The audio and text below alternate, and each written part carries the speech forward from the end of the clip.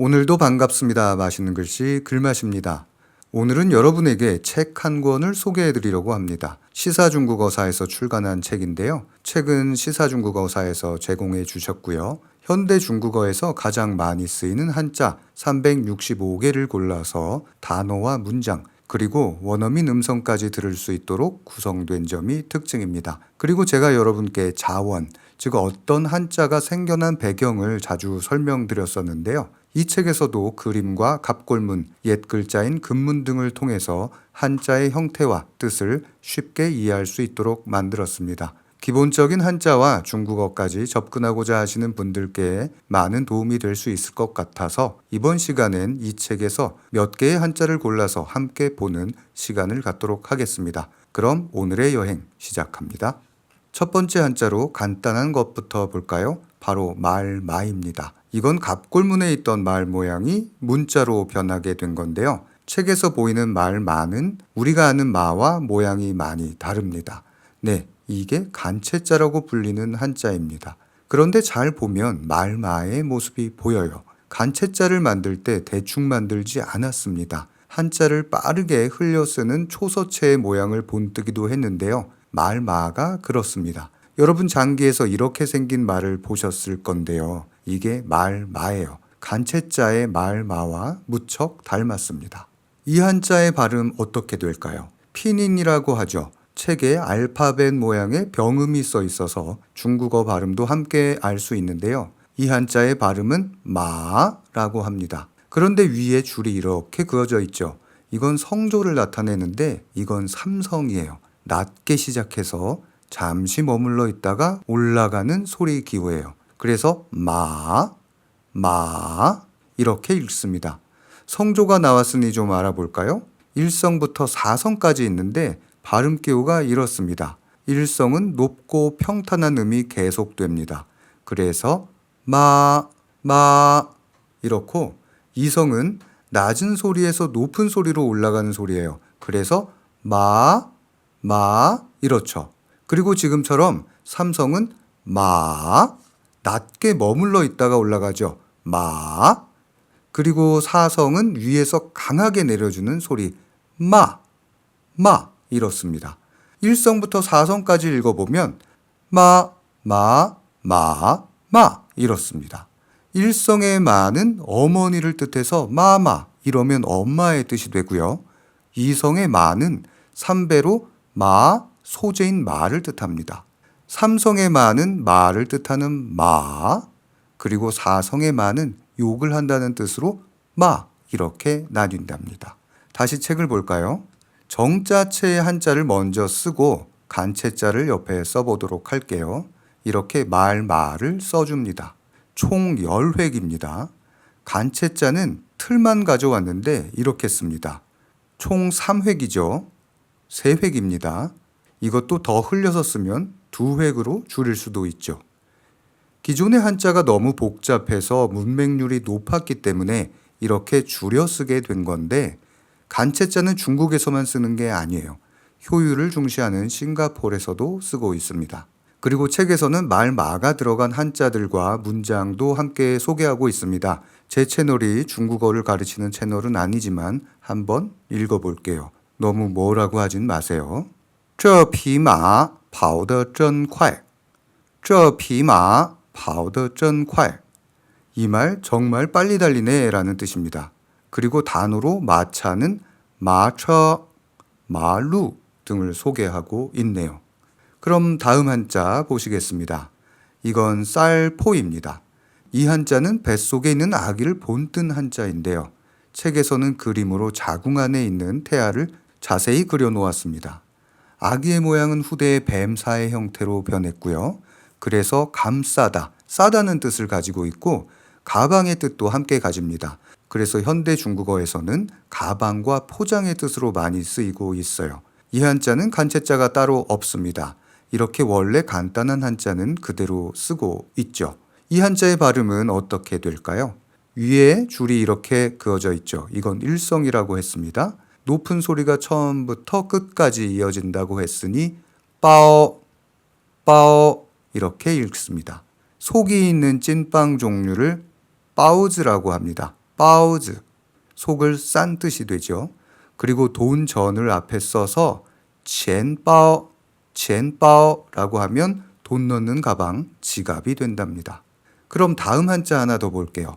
자형이라고 하죠. 생김새를 잘 이해하면 그 뜻이 안에 숨어 있는 게 참 많습니다. 그래서 어떻게 읽는지는 몰라도 써져 있는 한자를 보고 대충의 뜻을 이해할 수 있습니다. 그래서 표의문자라고 하는데요. 한자는 통일이 되었는데 각 지방마다 한자를 읽는 소리가 다르기도 합니다. 제가 지금 쓴 한자는 캘체라는 한자예요. 뭔가를 캐다, 딴다는 뜻이죠. 갑골문에서 이 한자는 이랬습니다.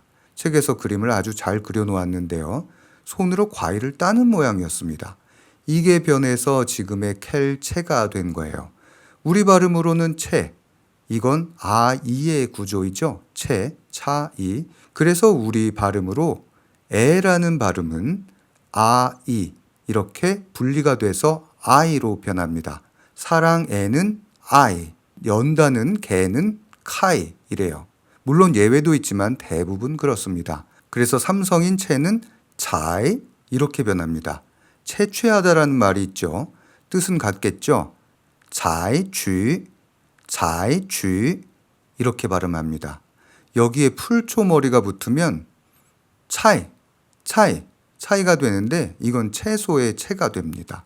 그리고 옆에 터럭삼이 붙으면 이렇게 딴 과일들을 쭉 늘어놓은 뜻이 되는데 과일의 색상이 참 다양하겠죠. 그래서 색깔을 나타내는 채색할 때의 차이가 되어 컬러풀한 뜻이 되어서 채색이라고 하는 말은 차이서, 이건 칼라의 색상이란 뜻이에요. 차이서 이렇게 쓰고 있습니다.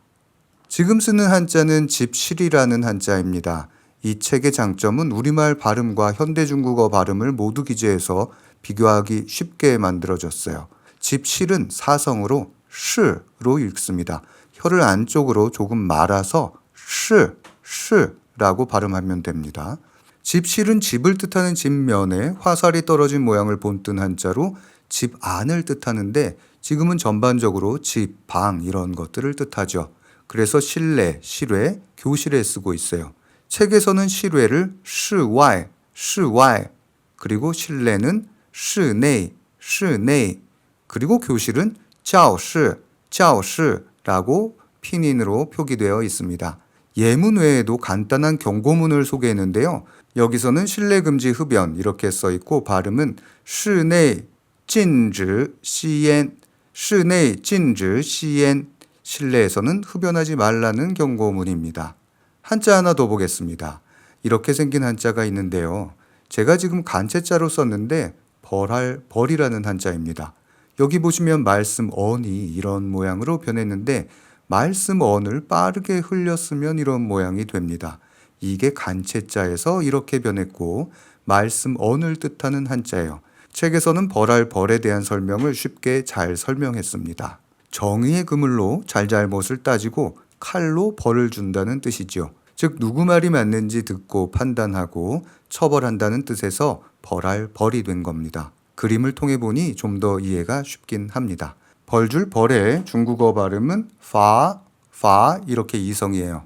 그리고 벌주라는 말도 중국에서 쓰는데요. 여기에 파니 허주라고 쓰여 있는데 너에게 벌로 술을 마시게 한다는 뜻입니다. 파주라고 해서 벌주라고도 씁니다. 여기에 밑에 보면 문화팁이라는 부분에서 벌주를 소개하고 있네요. 마지막 한자 하나만 더 소개하겠습니다.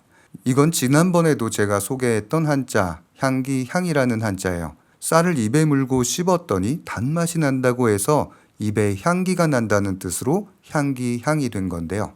이 책에 그대로 설명이 잘 되어 있습니다. 제가 이 책을 보고 만들었던 영상은 아니지만 쉽게 이해할 수 있게 설명이 되어 있어서 말씀드리는 겁니다. 설명을 보시면 하단의 날일은 원래 달감이고 곡물의 향이 된 것이죠. 중국어 발음으로는 샹이라고 하는데 여기에 X로 시작하는 표기는 시, 샹, 셴 이렇게 쌍시옷 발음입니다. 특히 한자의 우리나라 발음이 히읗인 경우에는 거의 대부분 쌍시옷으로 변하는데요. 그래서 향기, 향도 샹이 되고요. 향수라고 하면 샹쉐이, 그리고 바나나는 샹자오, 샹자오라고 합니다. 중국어 발음도 한자 발음을 알면 쉽게 읽을 수 있는데요. 간단한 법칙이 있습니다. 이건 제가 나중에 따로 시간 내서 설명하도록 하겠습니다. 오늘은 시사중국어사의 신간 착 붙는 중국어 한자 365를 소개하면서 함께 공부했습니다. 직관적인 그림을 통해 한자의 구조와 뜻을 바로 이해할 수 있는 책이라고 할 수 있습니다. 중국어까지 공부하시는 분들이라면 추천드립니다. 필요하신 분들은 검색하시면 구매할 수 있으니 참고하시길 바라고요. 정확한 원어민 발음은 책에 표기된 QR코드를 통해 다운받으시거나 실시간으로 들으실 수 있답니다. 오늘도 봐주셔서 정말 감사합니다. 맛있는 글씨 글맛입니다.